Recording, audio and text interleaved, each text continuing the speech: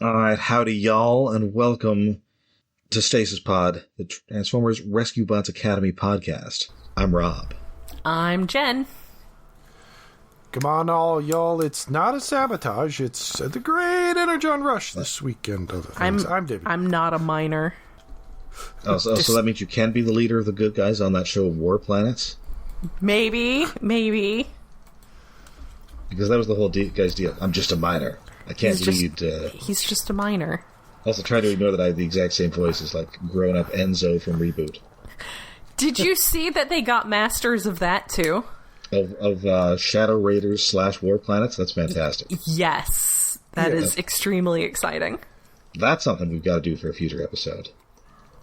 Yeah. And hey, if they've got good remasters going up, that would be a good opportunity to jump on that. Yeah, I guess we'll wait until that comes out. Right now, saddle up hoople heads, because we're heading out west for the Great Energon Rush. Yeehaw. This is the 17th episode of Season 2 of Rescue Bots Academy, or #nice, the 69th episode overall. Oh, yep. Is that I don't know if that's appropriate for a small children's show. No, not for the show.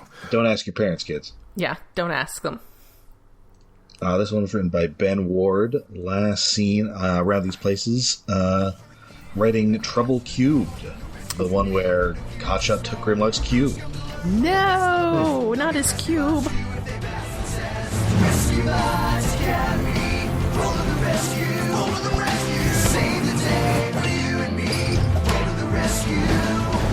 Hotshot, World, Hoist, Medics, and Wedge. Their teamwork together will give them the edge. Rescue Bots Academy. Go to the rescue.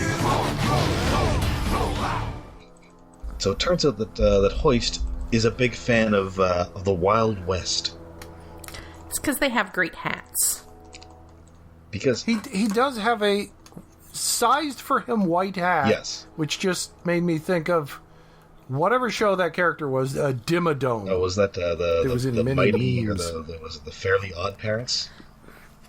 I have no big hat. I have no concept of that other than guy with hat in meme that goes out of frame.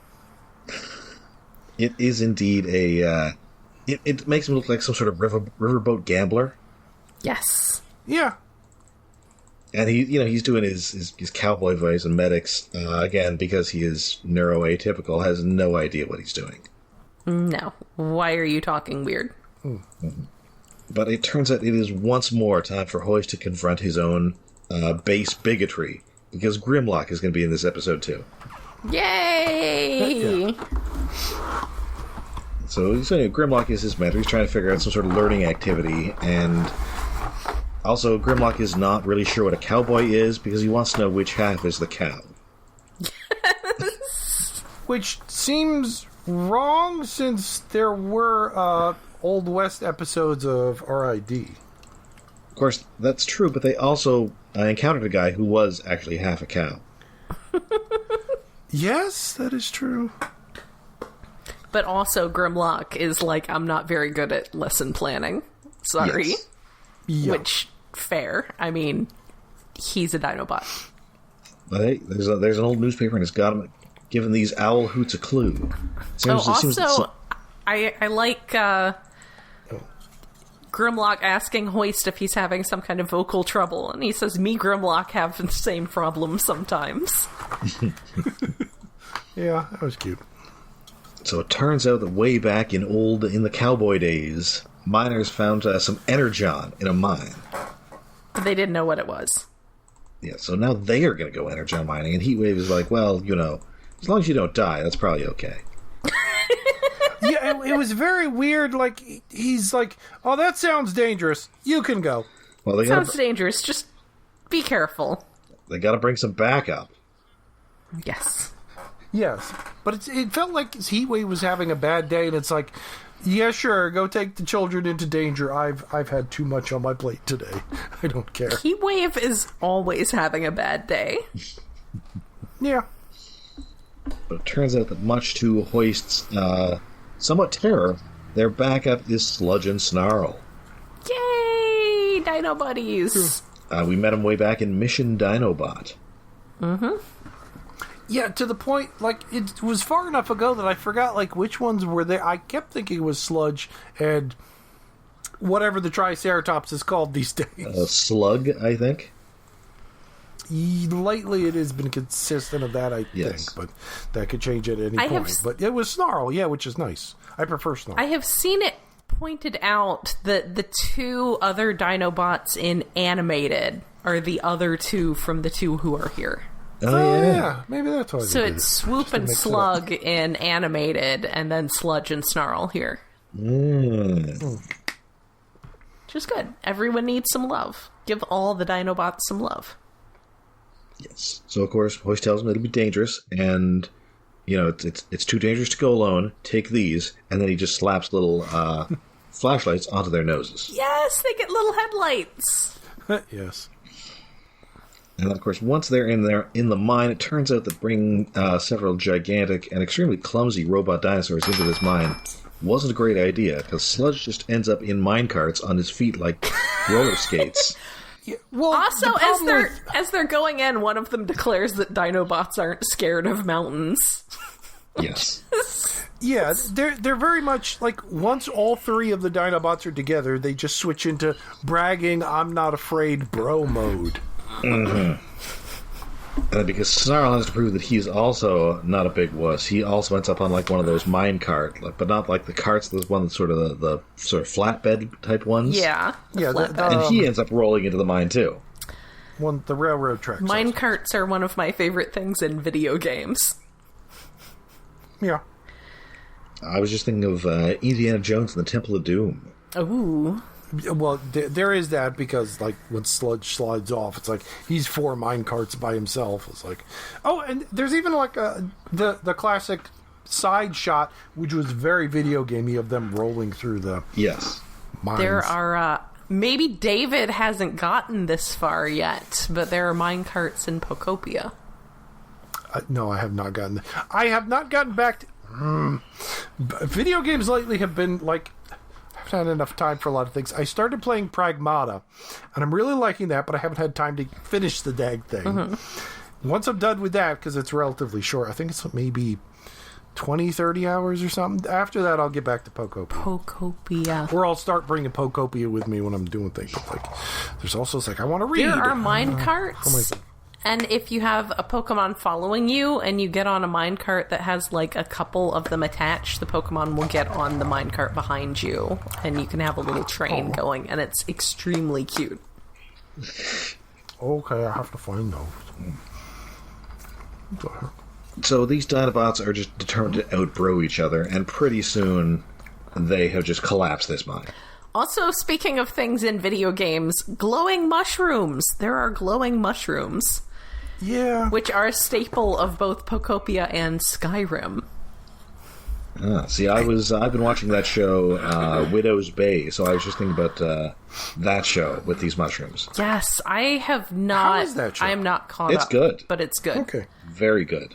Okay, I guess I do have to watch that. Let's just say there may be some hallucinogenic fungi involved in the show. Yes! I'm like an episode or 2 behind. I need to catch up on that after we wrap up here.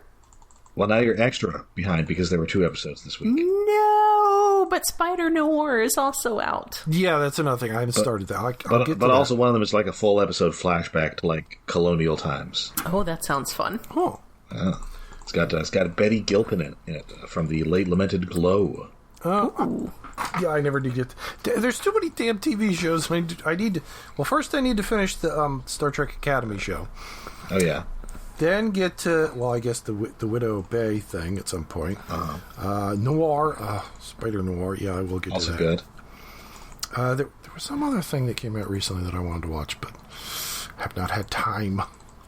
It's too much. Anyway, so they are indeed, they're buried alive. They bring down... And they can't even... Perhaps they should have been scared of mountains. Yes. And, Hoist has a plan, but it is not going to involve them just trying to... Well, first, one, Sludge is such a tiny sauropod. I always think he should be bigger than Grimlock, but he never is in any continuity because of toys. But they discover pink gold before the cave-in. Yes. So they are caved in with the Energon. Yeah. But it is neat, like how their brashness and dumb-headed Dinobotness caused them to cave the entire mine in on themselves once they found the Energon supply, which is like classic gold rush fever madness nonsense. It's like, we finally found it. Oh no, I've collapsed the mine on myself. I am dead, and no one will find the lost Dutchman mine again, or lost Dinobot mine now. R.I.P. So Hoist does have a plan to get them out of there, but it's going to involve the Dinobots being very careful and cooperating and not trying to out-bro each other. Good luck.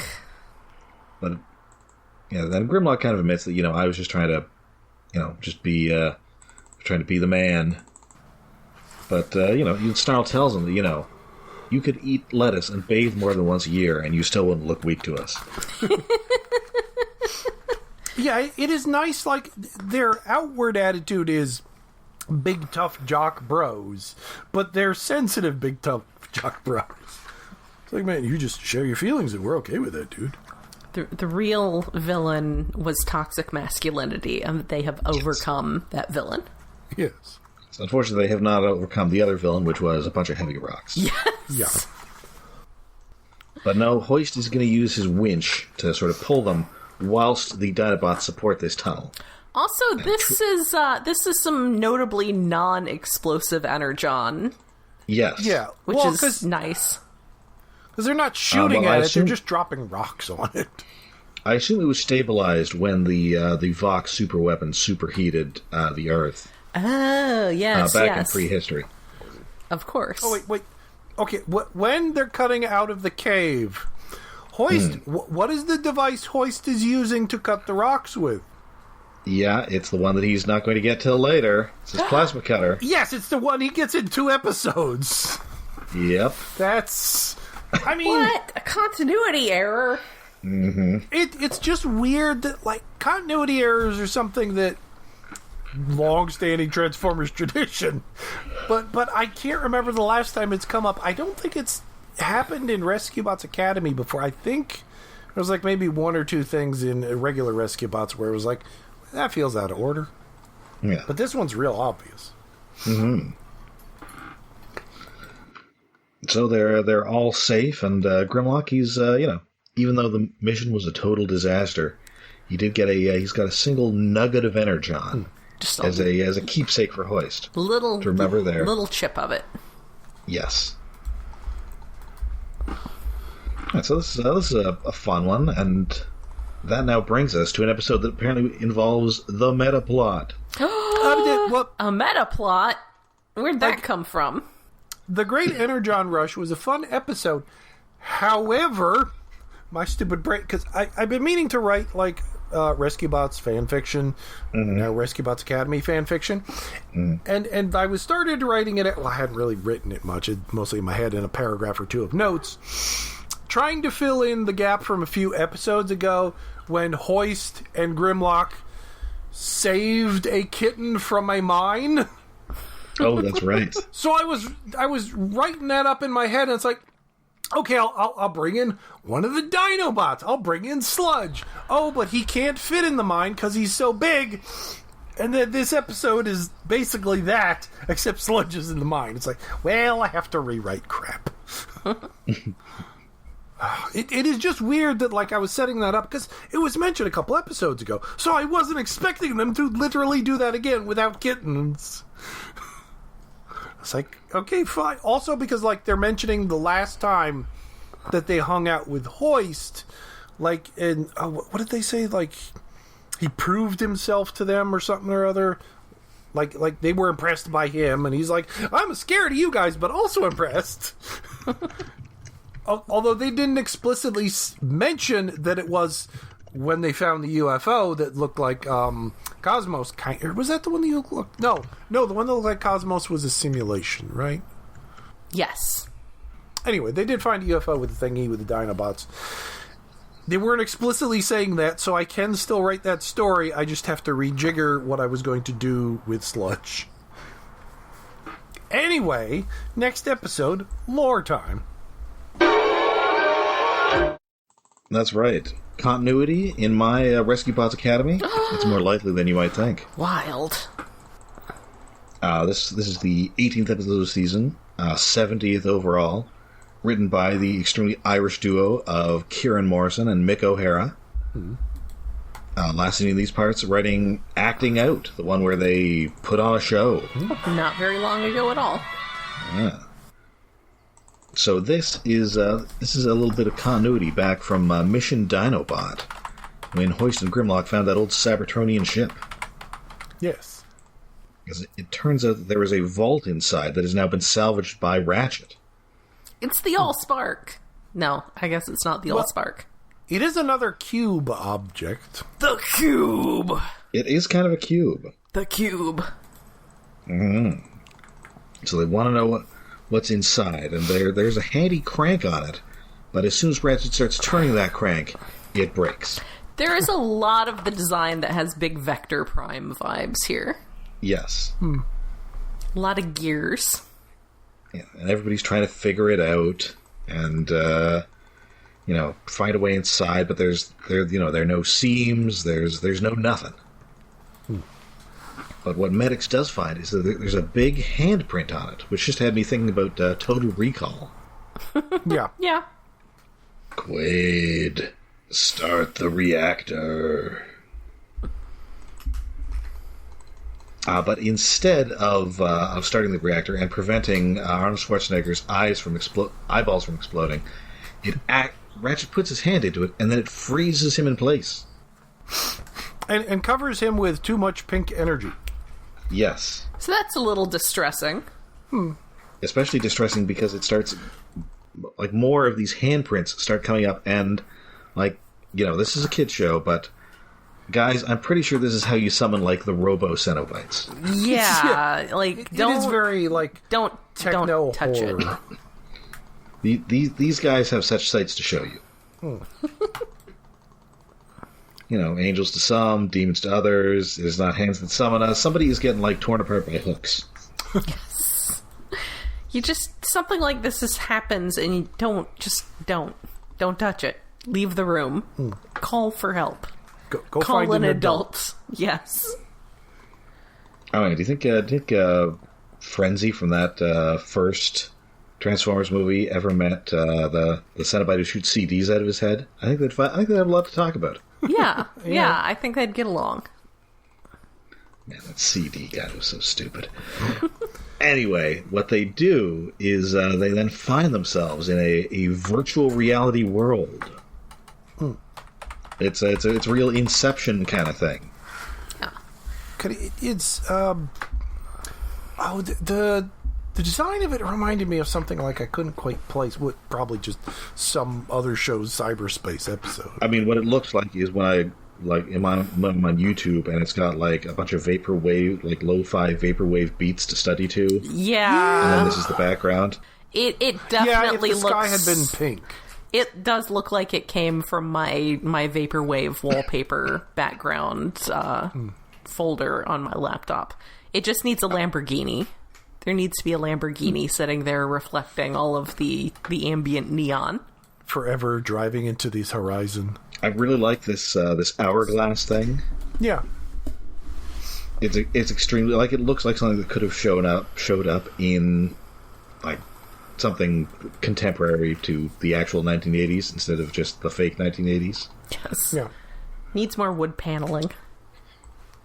Not so much the imagined 80s where everything was all bisexually lit and people wore giant pastel suits. As opposed to the 80s, which were just kind of the long 1970s. Yeah. As soon as the clock ticked over to 1980, we didn't just all tear out our wood paneling and put up neon panels and stainless steel. Well, maybe we should have. Would have gotten rid of a lot of those avocado-colored fridges. Yeah. I just remembered why, Hellraiser 3 was in my head recently. Because the director of that was the writer-director of Waxworks, which is a movie that ended up pissing me off. Oh, no. What? That movie rules. No, it did not. It annoyed me in weird ways. Like, it's one of those movies that's way less than the sum of its parts. You got something against Zach Galligan? Well, yes, Billy from Gremlins, I fucking hated his character from minute one in that. Ugh. He's a rich piece of shit, and he really doesn't get much better. Okay, I will say, David Warner in that movie is fucking amazing. I do love some David Warner. But the movie around David Warner kind of sucks. I don't know. Like, the special effects alternate between, oh, that's okay, and wow, that looks like shit. Like, from shot to shot. And the lighting is just bad. The werewolf costume is actually kind of decent. It just has a big forehead. But it's under, like, really bright, like, soap opera lighting that it just looks like ass. And that's the whole movie all over. So you're not going back for Waxwork 2, Lost in Time? If we do that on Monsterdom, yes. But I won't enjoy it. It's got Bruce Campbell in it. Ooh. Yeah, I want Bruce Campbell. Anyway, so yeah, they're in the vaporwave world here. Ratchet is the damsel in distress here, at the top of a temple, and so they must now come up with a way to rescue him from a bunch of Saw-esque death traps. This is a lot for children. This is a lot. Like, I mean, not the audience, but like for the characters who are children. Yes. Like, yeah, the concept is very serious. Like, oh, they're going to be trapped in there forever if they fail this test. There's a time limit. It's like maximum stress that the children are just kind of ignoring. Also, because this is for, like, the very small, we don't get if you die in the virtual world, you die for real comment. And I think that's sort of implied. Well, no, they just get trapped in there forever, not killed. So they end up in this hall where they're, like, attacked by ancient warriors, which kind of reminded me of, like, that bit in Transformers the movie where Starscream's getting coronated and there are all those, like, weird fluoro dairy statues of guys. Yeah, it did really have that vibe. Yeah, just the designs of the guys on the glowing plinths were not G1-y, but, like, the whole setup was. And then they're attacked, Indiana Jones style, they're attacked by a high-tech looking boulder. Yeah. And someone... I liked that it wasn't just like a boulder, it was like a sort of like a big cue ball kind of thing. Glowy, like with neon lines on it.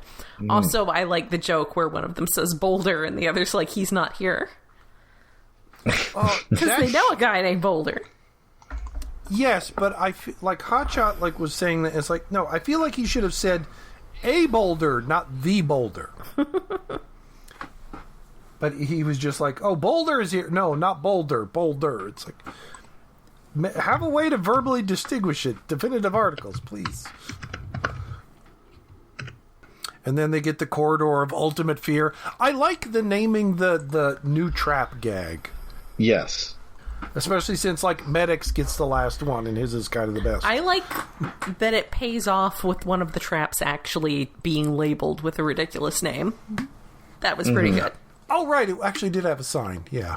That was the Windmill of Impenetrable Ferocity. Yes. Which, like, that one just made me think, wait, is this just an overly sized Transformers mini golf course? Oh, man, we're going to have to rescue Ratchet from, like, the gorilla who's going back and forth over the thing. But on the bright side, after it's done, we can all go get soft serve. Yeah. Holy shit, I found a mini golf course around here. I have to go to it. Ooh. Well, I've already been to the soft serve that also has hot dogs and things, but I need to go to the mini putt. Soft serve. So Wedge manages to time this correctly so that he does not get sliced in half. And so he ends up rescuing Ratchet. So they are now back in the real world. The dream is collapsing.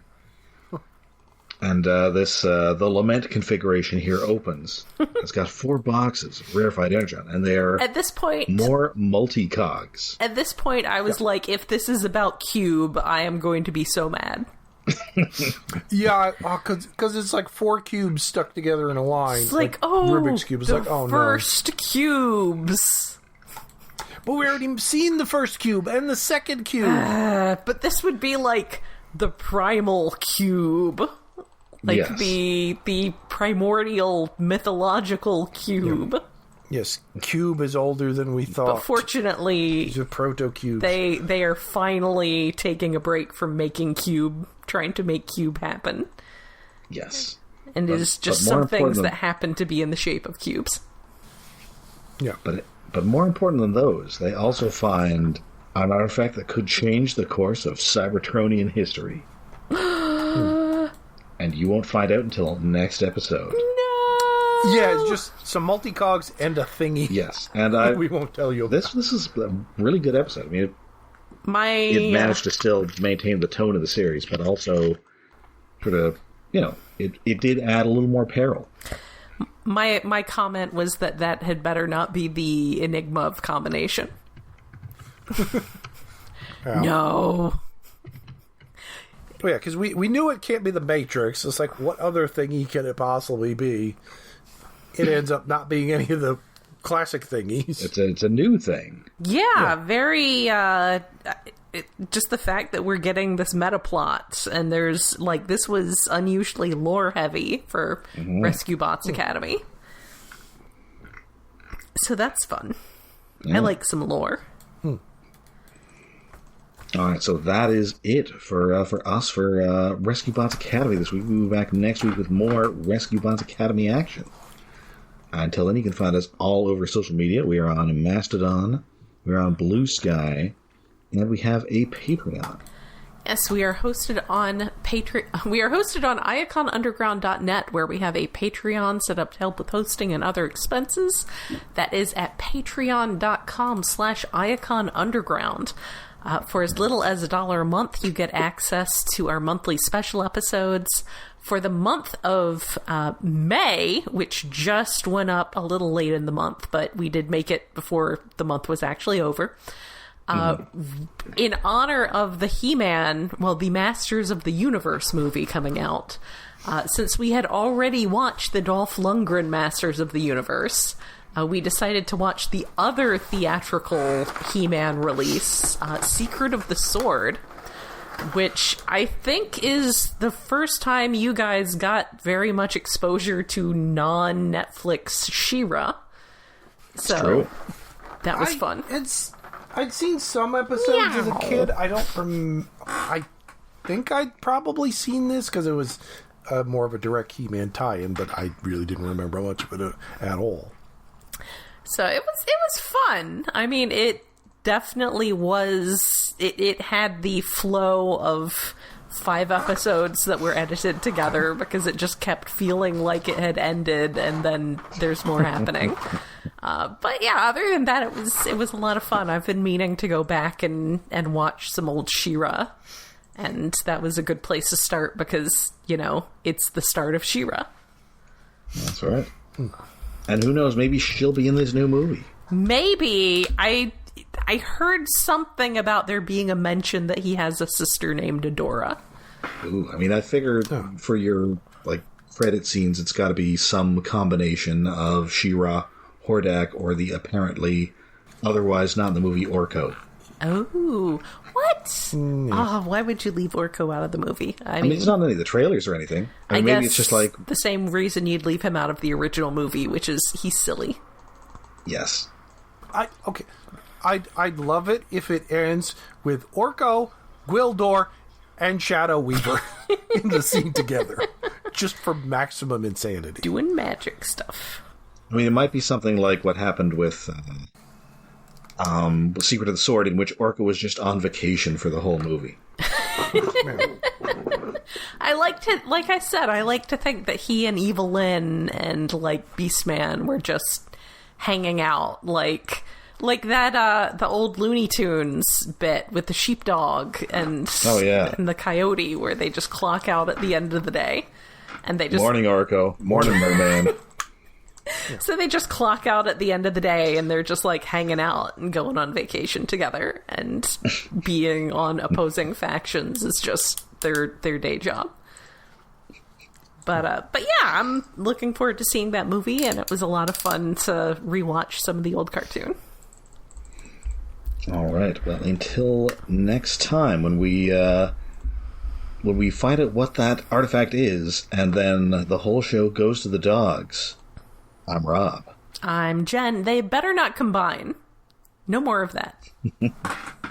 Yeah, we don't really need combining in this. It's two Cell toys. It's like, anyway, next week in space. I'm David. Hey.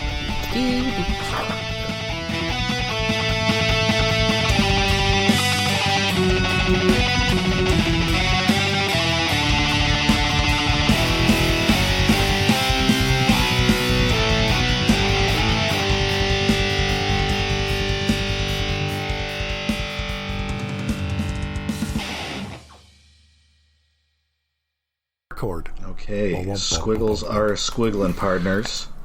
So Death Cobra makes me want to go snake, snake. Oh, it's a snake. Yeah, I have to like OC myself up a breast force badger. Cobra. They're a good set, though. Skyhawk is first. Cool. I'm glad that the QC seems to be good for everybody. I'm Okay. sure also Hasbro is glad that the Yes. QC seems to be good for everybody. All right. I have tested my mic sufficiently. All right, howdy y'all, and welcome